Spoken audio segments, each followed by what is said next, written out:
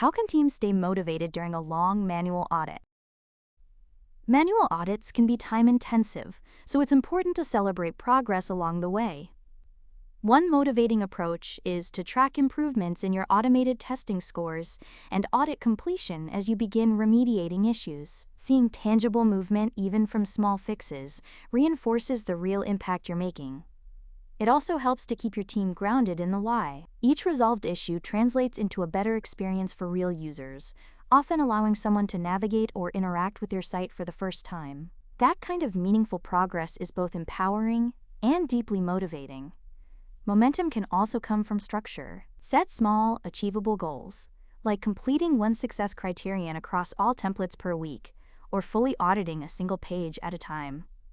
Your roadmap could also focus on steady remediation and revalidation efforts. And remember, this is a long-term investment in accessibility and inclusion. The more your team engages with the process, the easier and more sustainable it becomes over time. Accessible web. Web accessibility made simple.